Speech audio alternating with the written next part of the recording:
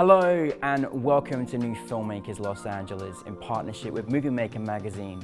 My name is Danny DeLillo. We're here at the South Park Center and I'm delighted to be joined with Marianne with her fantastic documentary, Dear Uncle. Let's take a look at the clip.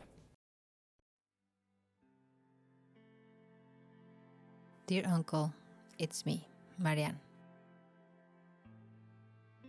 Last summer, I went back home for the first time in 5 years. It was also my first visit after you and Auntie Marlene moved on. It was tough to remember, but I was grateful and happy I had Mom and Dad to visit and enjoy time with.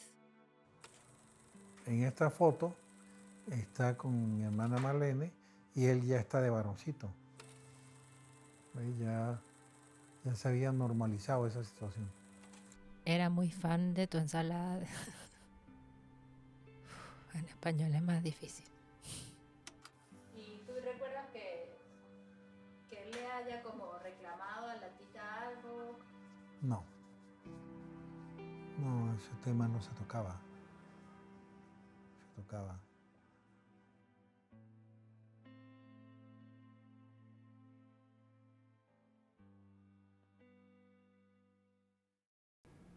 Marianne, thank you so much for being part of New Filmmakers LA and welcome to the family.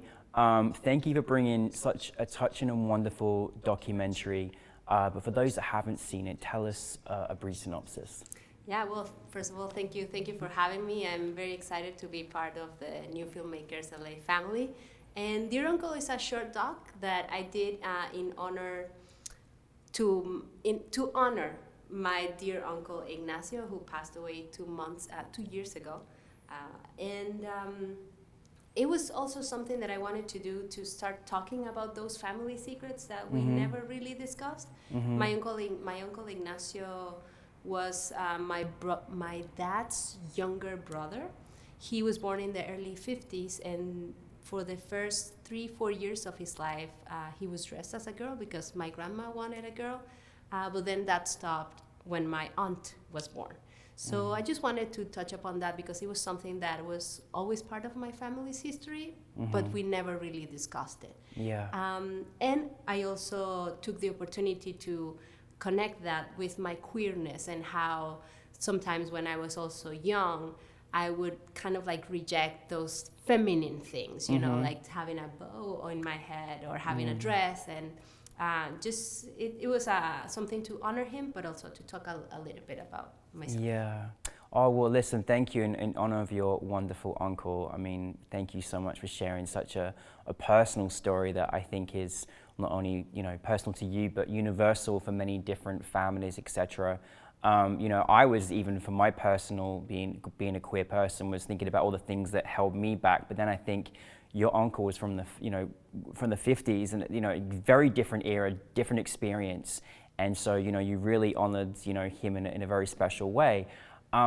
Where was the point for you, Marianne, where you were like, you know, obviously knowing this history and knowing more about him, that you wanted to turn this into a documentary? When was that kind of moment for you?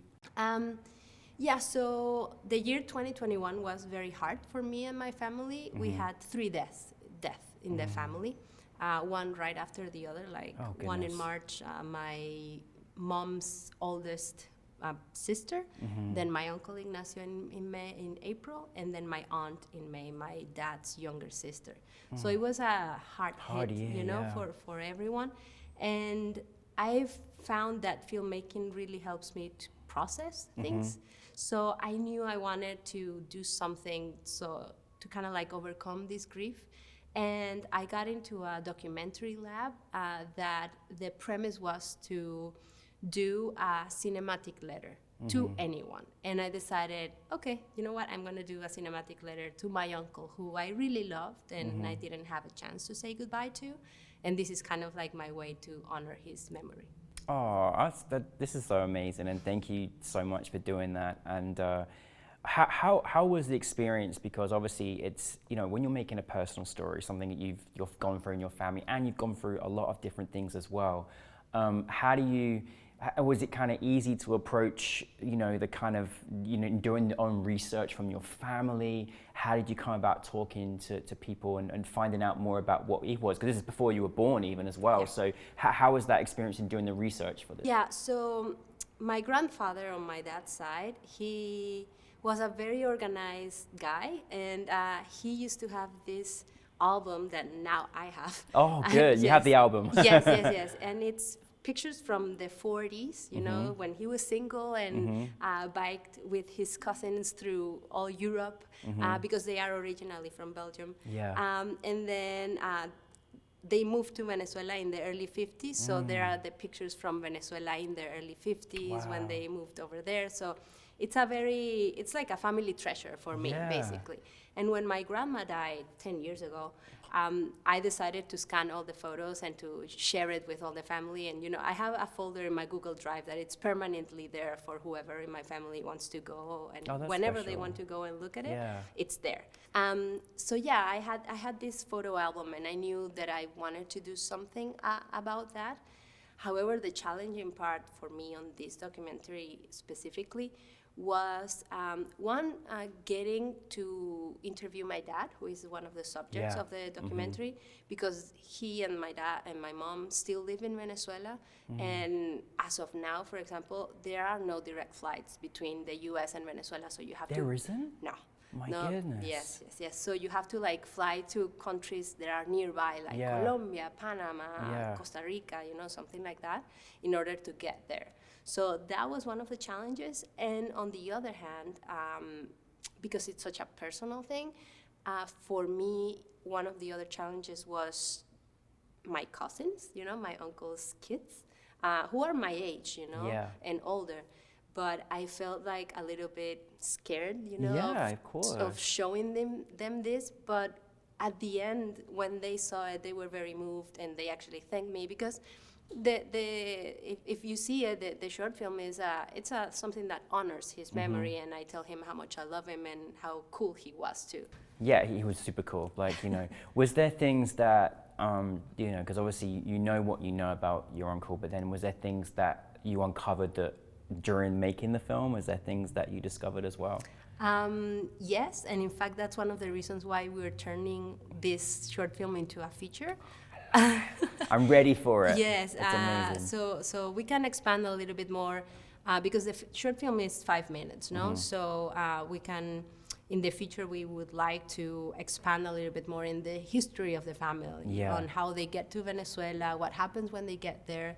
There's actually a part of the history that they go back to Belgium, my grandma with their 3 kids, and then come back to Venezuela. Plans didn't go as planned, but that's one of the things that I want to explore in this feature version. That's an amazing journey. I'm sure a lot of things to tell as well. Obviously, you know, I'm so in admiration that you not only did you know, direct this and create this documentary, you also were part of the documentary yourself, you know, in terms of, you know, what you shared with your voice and how you were actually part of it. Did you always know you wanted to be sort of like technically in it? Was that something you always decided to do? Yes, because it was the cinematic letter to my uncle. However, I was like, okay, I'm gonna start writing this in English because, well, I now live in the United States, you know, so let's do the crossover permanently, you know, and like, okay, let's just speak in English. But when I was recording this voiceover that I also did in video, you know, to have like the portrait of the filmmaker, as to say, I decided to do it in Spanish, which is my native language. And that's when it hurt the most. Like, that's when it hit me.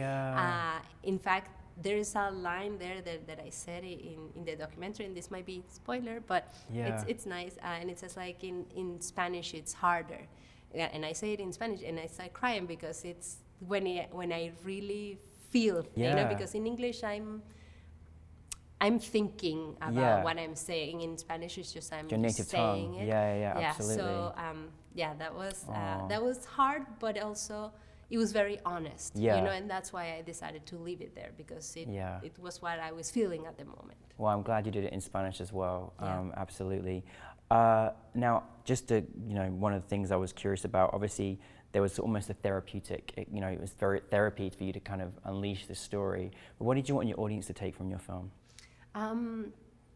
I think it's very, it has had a very sweet response in the sense that audience members who watch this film sometimes approach and said, no, I really relate because there is this secret in my family, and there has been people that start telling me their family secrets, which is a bit overwhelming, but also makes me feel very special, you know, because it's like, wow, this really connected.